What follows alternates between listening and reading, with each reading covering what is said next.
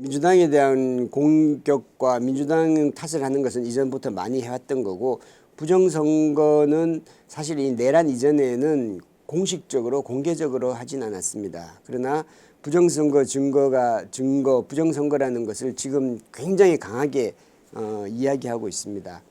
이 부정선거를 이렇게 강하게 주장하는 이유는 크게 세 가지로 보입니다. 하나는, 첫 번째는 윤 대통령이 이 부정선거가 있었다는 걸 실제로 믿고 있는 것 같습니다. 2020년 총선 부정선거가 주로 이제 부정선거 음모론에서 주장하는 것이 주로 2020년 총선입니다. 그때 민주당이 압승을 한 선거입니다.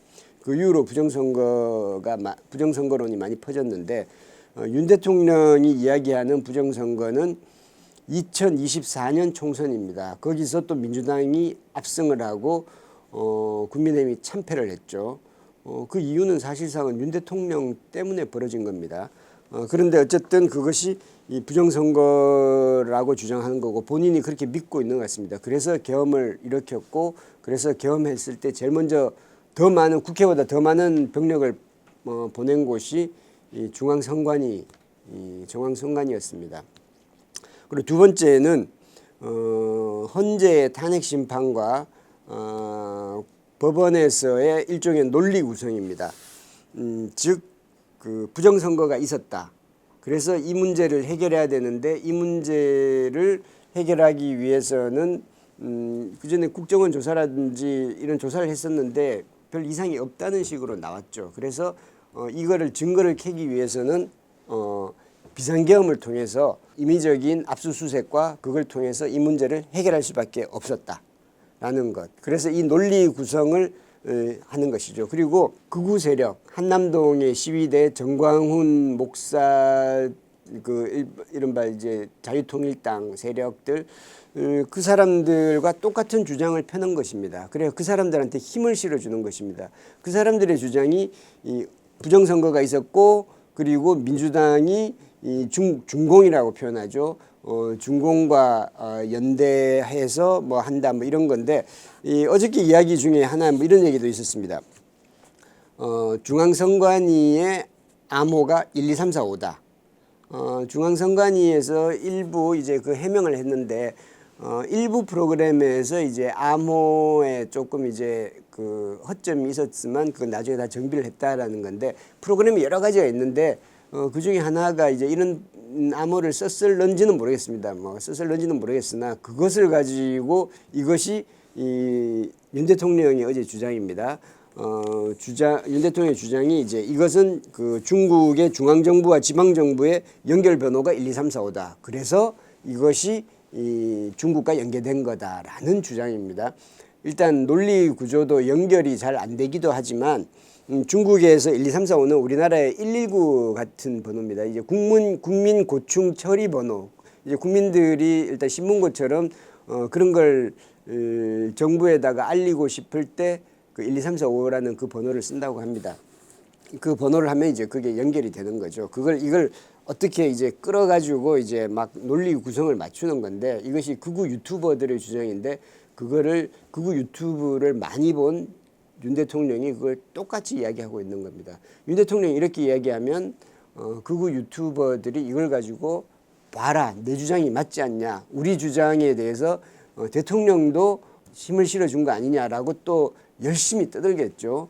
그리고 시위대들이 이걸 가지고 이제 힘을 얻을 것이고, 그래서 극우 유튜버들 그리고 극우 시위대와 윤 대통령이 이 손을 맞잡은 것입니다. 이제 같이 자신을 지켜줄 세력은 거기밖에 없다고 보고 거기하고 연계를 맺는 것이죠. 정치적으로 앞으로 이후에 탄핵 심판에서 대통령 파면 결정이 나고, 그리고 이제 수사를 받는다 하더라도 계속해서 그 세력을 통해서 자신의 어떤 그 이로운 지점을 정치적으로 확보하려고 하는 것이라고 봅니다.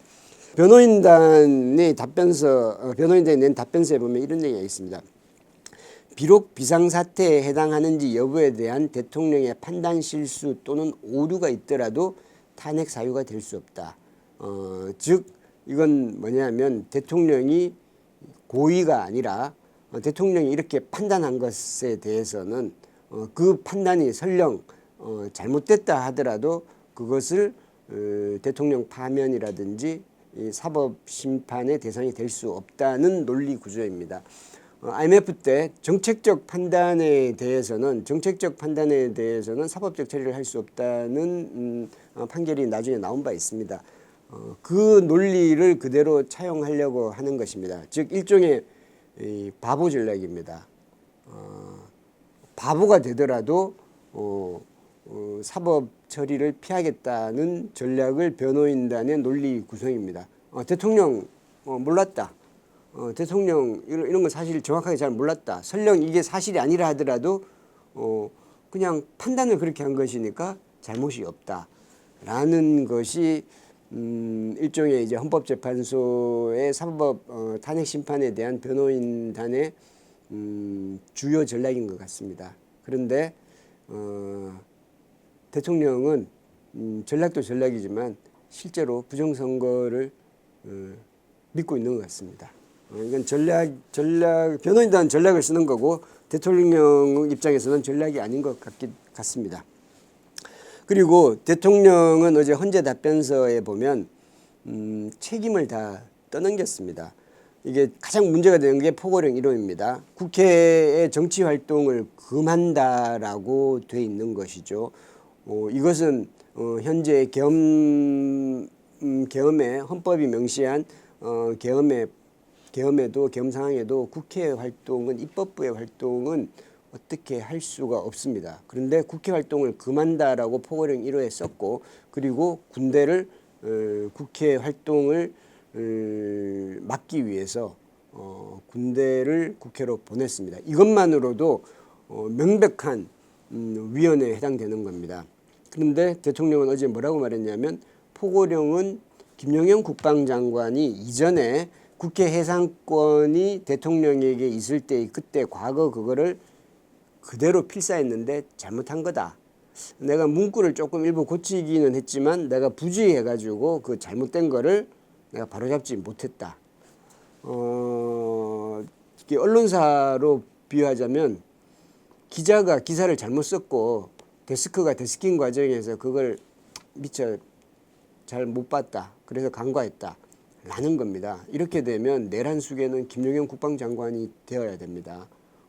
대통령은 실수한 것밖에 없게 됩니다.